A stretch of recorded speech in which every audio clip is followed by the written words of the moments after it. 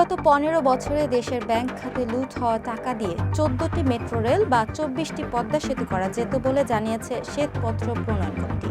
তাদের মতে উল্লিখিত সময়ে অর্থনীতির বিভিন্ন খাতের মধ্যে সবচেয়ে বেশি ক্ষতিগ্রস্ত হয়েছে ব্যাংকিং খাত। রোববার প্রধান উপদেষ্টার কার্যালয়ে শ্বেতপত্র প্রণয়ন কমিটি তাদের প্রতিবেদন প্রধান উপদেষ্টার কাছে জমা দিয়েছে। এ প্রতিবেদনে উঠে আসে বিগত ১.৫ দশকে হাসিনা সরকারের দুর্নীতির ফিরিস্তি। সোমবার ঢাকার আগারগাঁওয়ে পরিকল্পনা মন্ত্রণালয়ে আয়োজিত সংবাদ সম্মেলনে বক্তব্য দেন কমিটির প্রধান ডক্টর দেবপ্রিয় ভট্টাচার্য। বলেন, গত সরকারের আমলে তথ্য উপাত্ত ব্যবহার করে উন্নয়নের বয়ান তৈরি হতো। এসব তথ্য উপাত্তের মধ্যে বড় রকমের ঘাটতি আছে। উন্নয়ন নিয়ে বয়ানের সবচেয়ে বড় খলনায়ক তথ্য উপাত্ত। ব্যাংকিং খাতে সবচেয়ে বেশি লুটপাট হয়েছে জানিয়ে তিনি বলেন, এরপর অবকাঠামো খাত। এখানে ৪০% ব্যয়ই লুটপাট হয়েছে।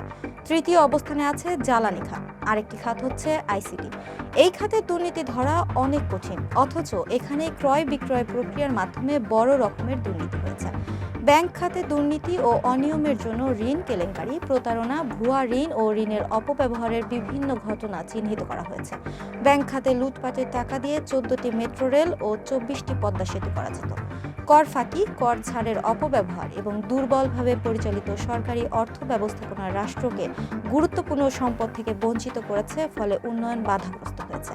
২০০৯ থেকে ২০২৩ সালের মধ্যে বছরে গড়ে ১৬ বিলিয়ন মার্কিন ডলার পাচার হয়েছে, যা বিদেশি সাহায্য এবং এফডিআই প্রবাহের সম্মিলিত মানের দ্বিগুণেরও বেশি। বড় আকারের সরকারি প্রকল্পে দুর্নীতির কারণে গড় ব্যয় ৭০% বৃদ্ধি পেয়েছে এবং সময়সীমা ৫ বছরের বেশি পেরিয়ে গেছে। গত ১৫ বছরে এডিপি এবং উন্নয়ন প্রকল্পে বিনিয়োগ করা ৬০ বিলিয়ন মার্কিন ডলারের মধ্যে ১৪ থেকে ২৪ বিলিয়ন বা ১,৬১,০০০ থেকে ২,৮০,০০০ কোটি টাকা দুর্নীতির কারণে নষ্ট হয়েছে। রাজনৈতিকভাবে প্রভাবিত ঋণদান প্রক্রিয়া ব্যাংকিং খাতের সংকটকে আরও গভীর করেছে।